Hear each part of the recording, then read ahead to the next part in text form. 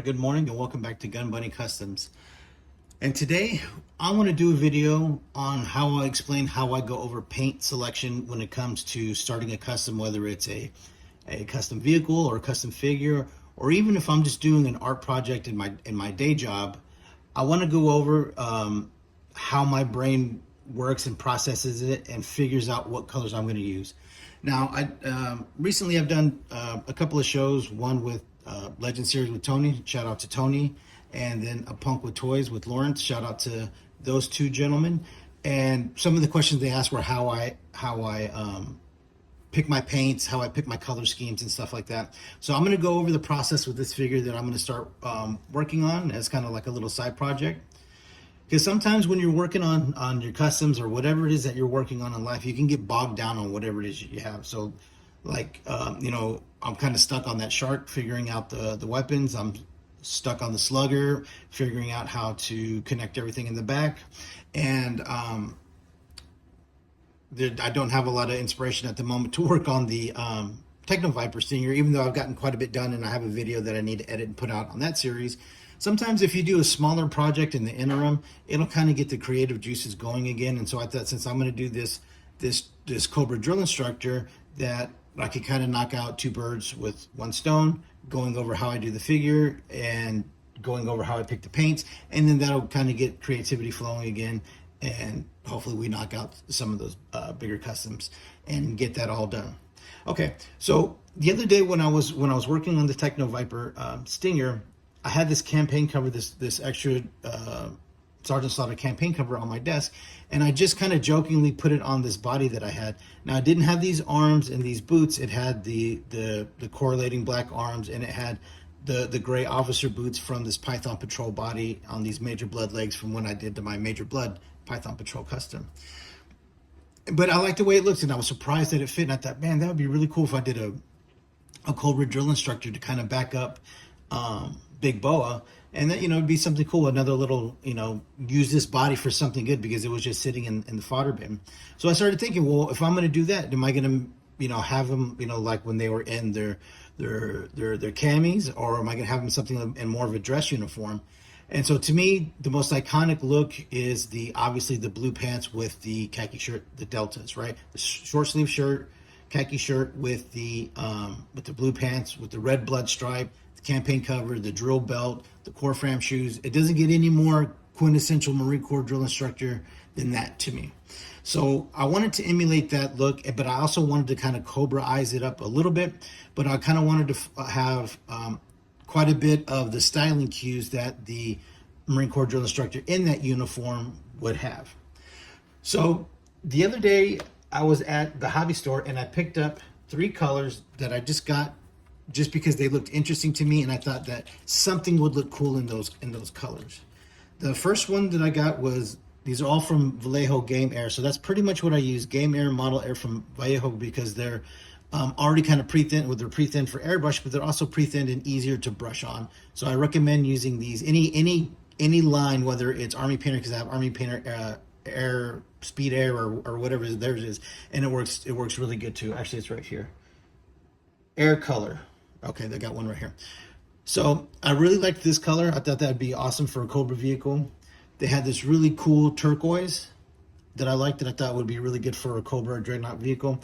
And I love lime green. I love that Cobra Python Patrol bright lime green. So that bile green really was speaking to me. So when I was thinking about the colors of how I would lay out the colors here, I want to lay them out in a similar fashion where the pants are darker than the top. The top is short sleeve. There's going to be some kind of rank insignias, the drill belt, and a blood stripe. So in the process of trying to make him look like what I want, I ended up swapping out the boots and the arms for Outback, Tiger Force Outback's arms and boots. So that way we'll get the nice clean short sleeve look, but he looks a little bit more built like a drill instructor would be with the tight sleeves.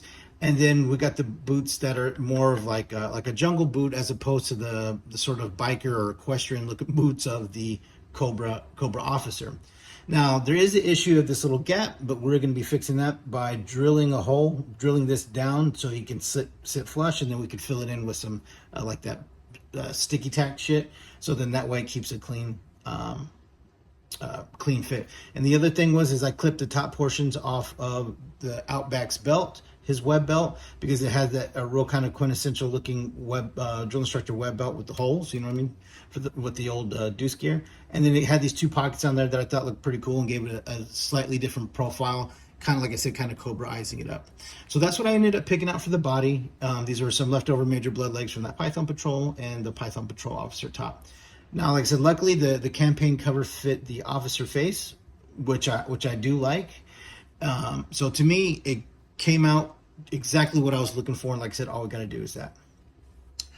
So based off of the colors that we selected and the color combination that I want to use, where it's darker at the bottom, light on top, having some kind of blood stripe, what I'm thinking is this turquoise is going to be the pants, right?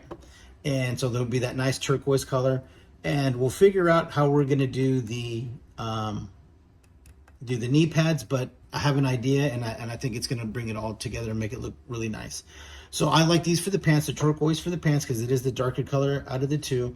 And instead of doing the red blood stripe that the Marine NCOs use, I want to use this bright green bile stripe right here down the side of the legs, where the bloodline goes.